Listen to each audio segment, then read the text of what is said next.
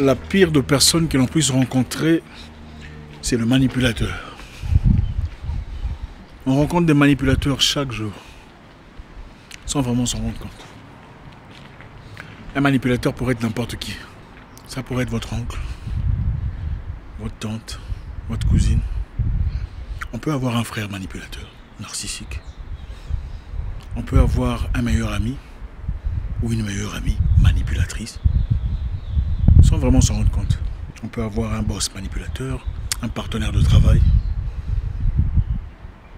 un collaborateur. On peut avoir des manipulateurs partout. Le danger est que quand on a des personnes très proches, on filtre l'aspect de contrôle. On n'a pas tendance à contrôler, à s'assurer qu'on n'est pas en train de dealer avec un manipulateur narcissique. C'est ça le danger. Le danger est que ces personnes ne passent pas à travers le même système de contrôle.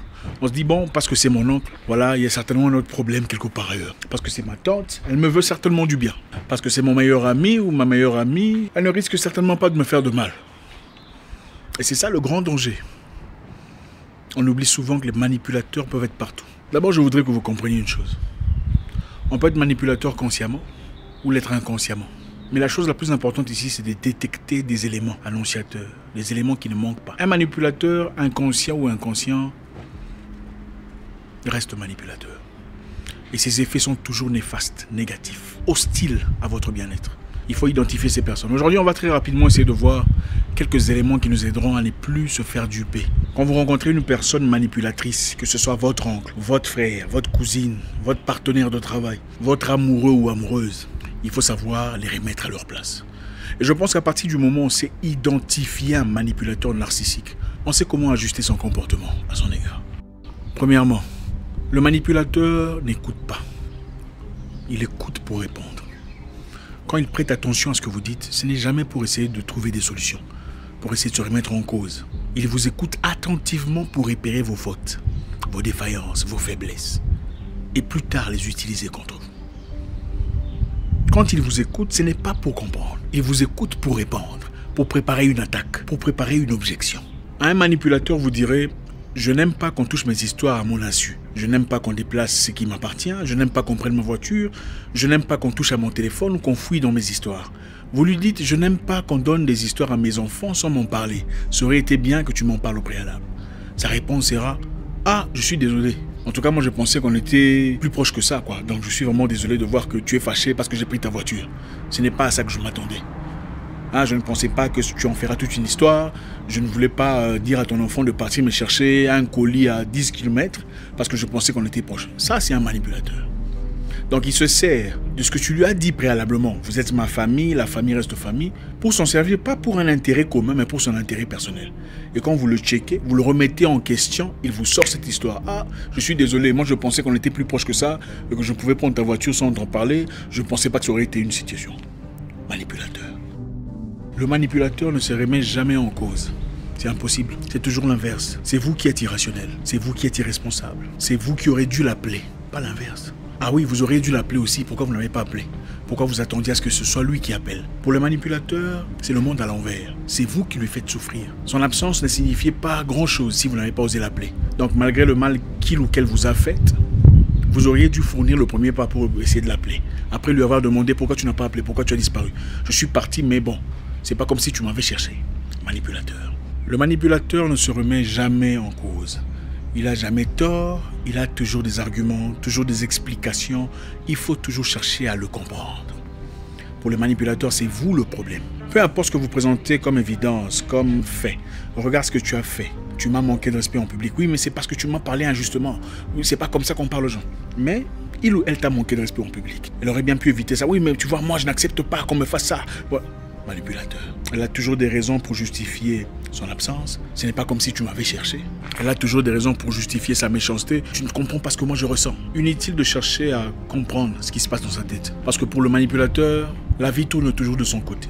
Elle n'aura jamais tort. Le danger ici, c'est qu'il arrive de moments où on commence à se remettre vraiment en cause. On commence à se poser des questions en disant, c'est moi qui suis malade ou quoi?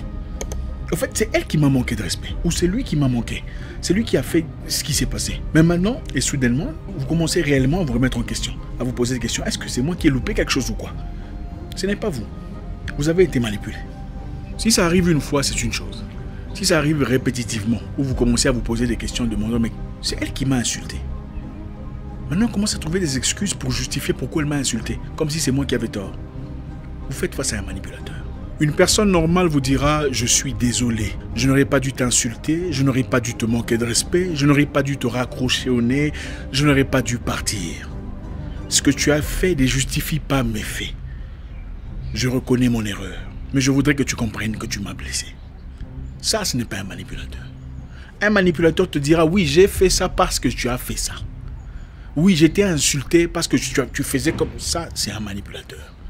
Et croyez-moi, elle n'apportera rien de positif dans votre vie. Une personne qui veut construire s'assume aussi fautive. Disons, ma faute est celle-ci, celle-là, celle-là. Mais je voudrais qu'on parle de ce sujet, parce que ce sujet me perturbe. Un manipulateur dit, j'ai fait ça parce que tu as fait ça. Je ne t'ai pas souhaité ça parce que je ne t'ai pas offert ça parce que tu as fait ça. Vous n'êtes pas en amitié ou en fraternité ou en correspondance. Vous êtes en pleine manipulation.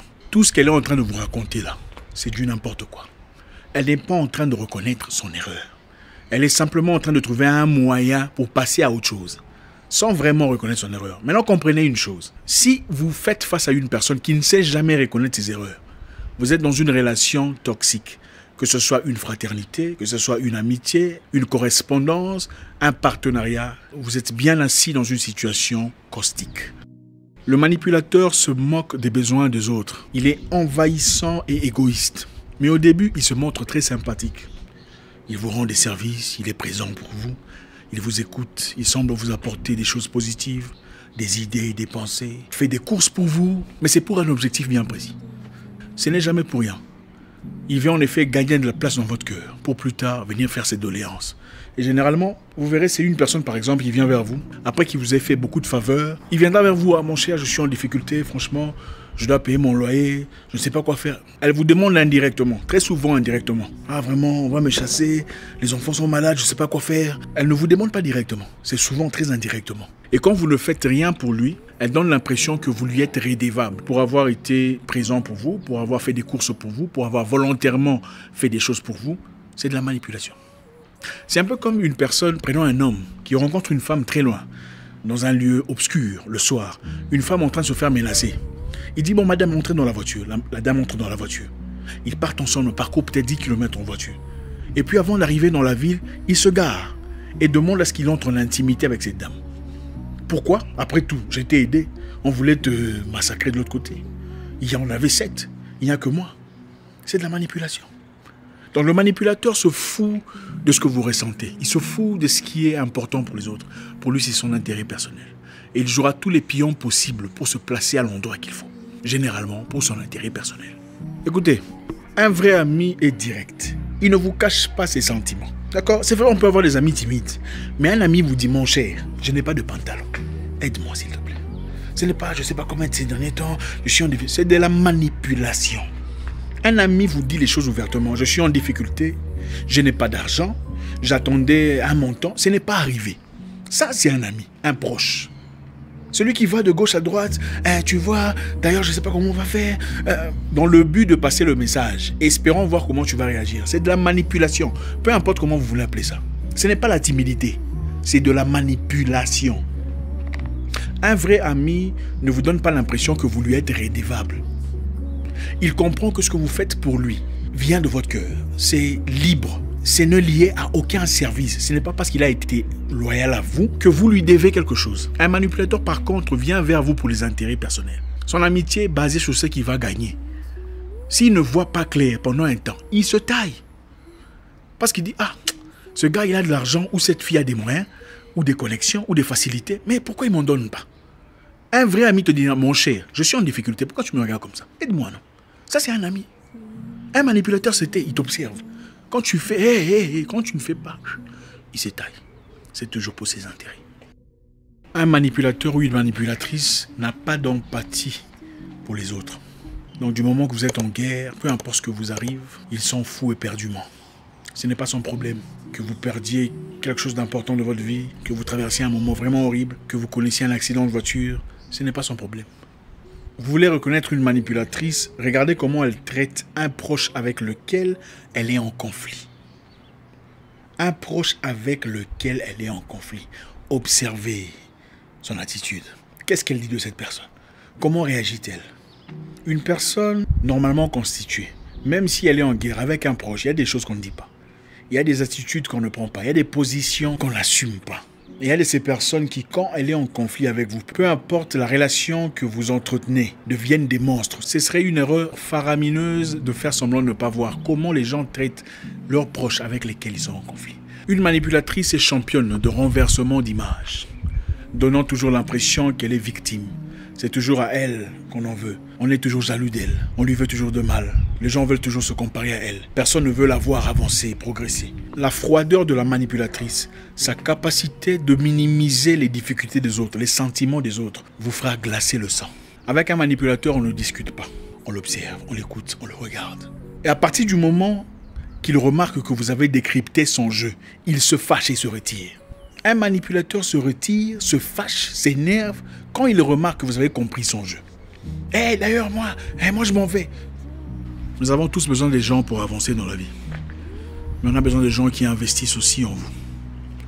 Personne n'a besoin d'une personne ou des gens qui viennent retirer, comme dans un ATM, des gens qui viennent se charger, tirer de votre énergie et jamais venir investir. Ne soyez pas manipulés. Si vous vous retrouvez dans cette histoire, dans ce qui a été dit ici, il est peut-être temps de commencer à réfléchir, de commencer à construire une défensive pour mettre en évidence vos intérêts.